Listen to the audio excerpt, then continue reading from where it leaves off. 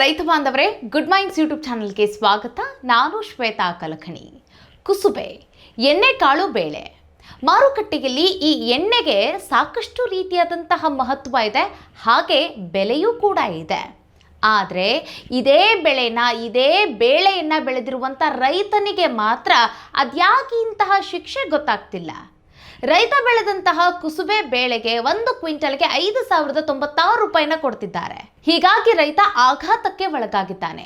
ರೈತ ಕುಸುಬೆಯನ್ನ ಬಿತ್ತುವ ಸಮಯದಲ್ಲಿ 10,000 ರೂಪಾಯಿಗೆ ಕ್ವಿಂಟಲ್ ಮಾರಾಟ ಆಗ್ತಾ ಇತ್ತು. ಈಗ 5,096 ರೂಪಾಯಿಗೆ ಇಳಿದಿರೋದು ರೈತರಿಗೆ ಇದು ಆಘಾತವೇ ಸರಿಯಾಗಿದೆ. ಇನ್ನೊಂದು ಕಡೆಗೆ 2025-26ರ ಕೇಂದ್ರ ಬಜೆಟ್ನಲ್ಲಿ ಕುಸುಬೆ ಬೆಳೆಗೆ ನಾವು ಬೆಂಬಲ ಬೆಲೆಯನ್ನು ಕೊಡ್ತೀವಿ ಅಂತ ಹೇಳಿ ಘೋಷಣೆ ಮಾಡಿದ್ರು. ಅದರಂತೆ ಇಲ್ಲಿ ತನಕ ಯಾವುದೇ ರೀತಿಯಾದಂಥ ಕೇಂದ್ರಗಳು ಓಪನ್ ಆಗದೆ ಇರೋದು ಈಗ ರೈತರ ಆಕ್ರೋಶಕ್ಕೆ ಕಾರಣ ಆಗಿದೆ.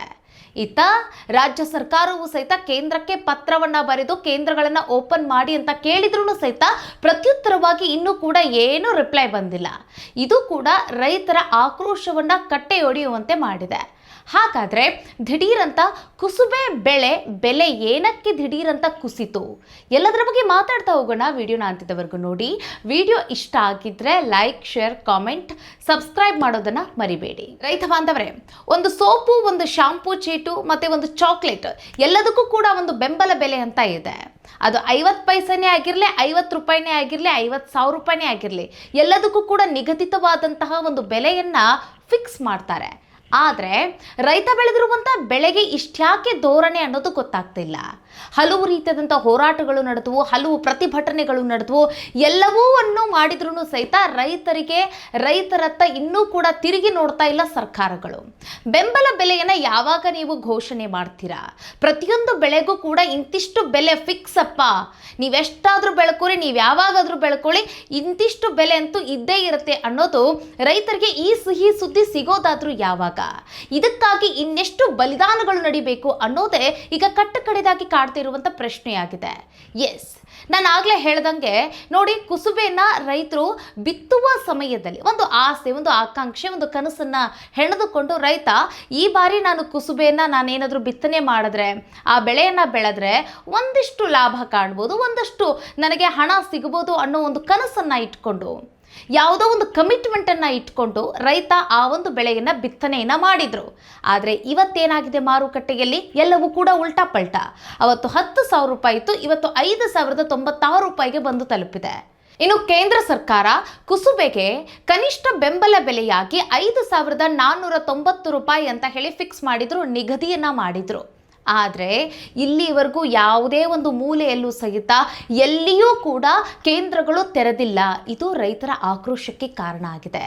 ಹೀಗ್ಯಾಕೆ ರೈತರ ವಿಚಾರದಲ್ಲಿ ಕಣ್ಣಾಮುಚ್ಚಾಲೆ ಆಟವನ್ನು ಸರ್ಕಾರ ಆಟ ಆಡುತ್ತೆ ಅನ್ನೋದೇ ಗೊತ್ತಾಗ್ತಿಲ್ಲ. ಮಾರುಕಟ್ಟೆಯಲ್ಲಿ ಇದ್ದಂತಹ ಬೆಲೆ ನಾಳೆ ಇರೋದಿಲ್ಲ, ಇವತ್ತಿರೋದಿಲ್ಲ, ಅಂತಹ ಪರಿಸ್ಥಿತಿ ಇವತ್ತು ರೈತರಿಗಿದೆ. ಹಾಗಾದರೆ ಬೆಳೆ ಬೆಳೆಯುವಂಥ ರೈತ ಬೆಳೆ ಬೆಳೆಯೋದನ್ನೇ ಸುಮ್ಮನಾಗ್ಬಿಟ್ರೆ, ಬೆಳೆ ಬೆಳೆಯುವುದನ್ನು ಕೈ ಬಿಟ್ಟುಬಿಟ್ರೆ ಆಗ ಇವರೆಲ್ಲ ಏನು ಮಾಡ್ತಾರೆ ಅನ್ನೋದೇ ಕಾಡುವಂಥ ಪ್ರಶ್ನೆ ಆಗಿದೆ. ಎಲ್ಲದಕ್ಕೂ ಕೂಡ ರೈತ ನಮ್ಮ ದೇಶದ ಬೆನ್ನೆಲುಬು, ನಮ್ಮ ರೈತ ನಮ್ಮ ದೇಶವನ್ನು ಕಾಯ್ತಾ ಇದ್ದಾನೆ, ನಮಗೆಲ್ಲರಿಗೂ ಕೂಡ ಹೊಟ್ಟೆಗೆ ಊಟ ಹಾಕ್ತಾ ಇದ್ದಾನೆ, ಆತ ನೆಮ್ಮದಿಯಿಂದ ಇರಬೇಕು, ಆತ ಚೆನ್ನಾಗಿರಬೇಕು. ಈ ಬಾರಿಯ ಸರ್ಕಾರದಲ್ಲಿ ರೈತರಿಗೆ ಭರಪೂರವಾದಂಥ ಕೊಡುಗೆಗಳನ್ನು ಕೊಡ್ತಾ ಇದ್ದೀವಿ, ಹಲವು ಯೋಜನೆಗಳನ್ನು ತರ್ತಾ ಇದ್ದೀವಿ. ಎಲ್ಲ ಯೋಜನೆಗಳನ್ನು ತರ್ತೀರಾ, ಮಾಡ್ತೀರಾ, ಬಟ್ ಅನುಷ್ಠಾನಕ್ಕೆ ಬರೋದು ತುಂಬ ಅಂದರೆ ತುಂಬ ಲೇಟು. ಹಲವು ದಶಕಗಳಿಂದ ರೈತರು ಬೆಂಬಲ ಬೆಲೆಯನ್ನು ಫಿಕ್ಸ್ ಮಾಡಿ ಅಂತ ಹೇಳಿ ಸರ್ಕಾರದ ದುಂಬಾಲು ಬಿದ್ದರೆ ಇಲ್ಲಿವರೆಗೂ ಸಹಿತ ಯಾರು ಕೂಡ ಬೆಂಬಲ ಬೆಲೆಯನ್ನು ಫಿಕ್ಸ್ ಮಾಡಲಿಕ್ಕೆ ಅದ್ರ ಬಗ್ಗೆ ಯೋಚನೆ ಕೂಡ ಮಾಡ್ತಾ ಇಲ್ಲ. ಚುನಾವಣೆ ಬರಲಿ, ಆ ಸಮಯದಲ್ಲಿ ಎಲ್ಲರೂ ಕೂಡ ರೈತರಿಗೆ ನಾವು ಹಂಗೆ ಮಾಡಿಬಿಡ್ತೀವಿ, ಹಿಂಗೆ ಮಾಡಿಬಿಡ್ತೀವಿ, ಅದನ್ನು ಕೊಡ್ತೀವಿ, ಇದನ್ನು ಕೊಡ್ತೀವಿ, ನಾವು ಆ ಯೋಜನೆ ತರ್ತೀವಿ, ಈ ಒಂದು ಘೋಷಣೆ ಮಾಡ್ತೀವಿ, ಎಲ್ಲವನ್ನೂ ಕೂಡ ಫ್ರೀಯಾಗಿ ಕೊಟ್ಬಿಡ್ತೀವಿ. ನೋಡಿ, ಈ ಒಂದು ವಿಚಾರ ಮರ್ತೇ ಬಿಟ್ಟೆ ನಾನು.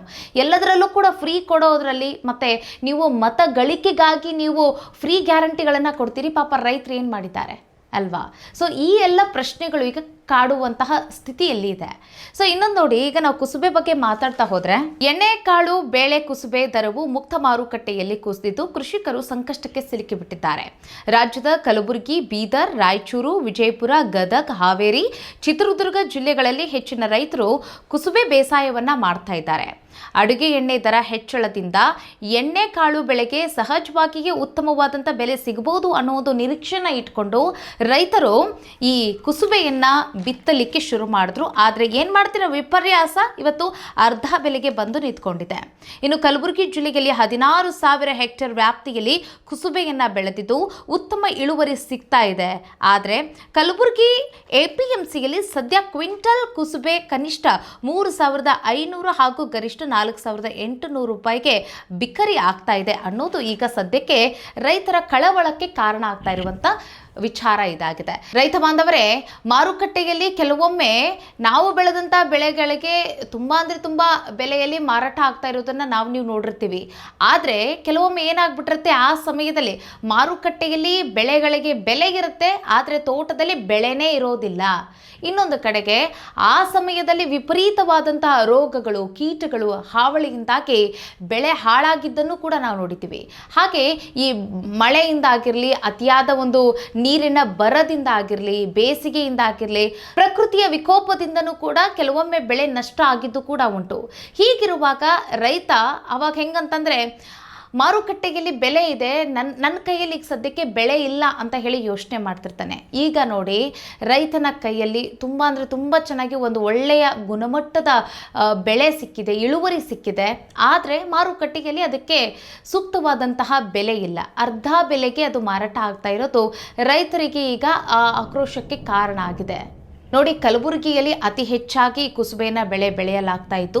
ನೋಡಿ, ಇಲ್ಲಿ 16,000 ಹೆಕ್ಟೇರ್ ಪ್ರದೇಶದಲ್ಲಿ ಕುಸುಬೆಯನ್ನ ಬೆಳೆದಿದ್ದಾರೆ ರೈತರು. ಅವರ ಪರಿಸ್ಥಿತಿನ ಅರ್ಥ ಮಾಡ್ಕೊಳ್ಳಿ, ಇವತ್ತು ಯಾವ ಪರಿಸ್ಥಿತಿಯಲ್ಲಿ ಕಲಬುರಗಿಯ ರೈತರಿದ್ದಾರೆ ಅಂತ ಹೇಳಿ. ಇನ್ನು ಚಿತ್ರದುರ್ಗ, ಹಾವೇರಿ, ಇನ್ನೊಂದಷ್ಟು ಈ ಎಲ್ಲ ಭಾಗಗಳಲ್ಲೂ ಕೂಡ ರೈತರು ಈ ಕುಸುಬೆಯನ್ನ ಬೆಳೀತಿದ್ದಾರೆ. ಇವರೆಲ್ಲರಿಗೂ ಕೂಡ ಈಗ ಭರಿಸಲಾಗದಂತಹ ನಷ್ಟ ಕಾಡ್ತಾ ಇದೆ. ಇದಕ್ಕೆ ಕೇಂದ್ರ ಸರ್ಕಾರ ಯಾವ ಒಂದು ಕ್ರಮವನ್ನು ತೆಗೆದುಕೊಳ್ಳುತ್ತೆ ಅನ್ನೋದಿಗೆ ಕಾಡುವಂಥ ಪ್ರಶ್ನೆಯಾಗಿದೆ. ಎಸ್ ವೀಕ್ಷಕರೇ, ಸಾಧ್ಯ ಆದಷ್ಟು ಬೇಗ ಮತ್ತು ವೇಗವಾಗಿ ಕೇಂದ್ರಗಳನ್ನು ತೆರೆದರೆ, ಸರ್ಕಾರ ಎಚ್ಚೆತ್ತುಕೊಂಡು ಕೇಂದ್ರಗಳನ್ನು ತೆರೆದರೆ ರೈತರು ಕನಿಷ್ಠ ಬೆಂಬಲ ಬೆಲೆಗಾದ್ರೂ ಸಹಿತ ಈ ಕುಸುಬೆಯನ್ನು ಮಾರಾಟ ಮಾಡಿ ಒಂದಷ್ಟು ಹಣವನ್ನು ನೋಡ್ಬೋದು.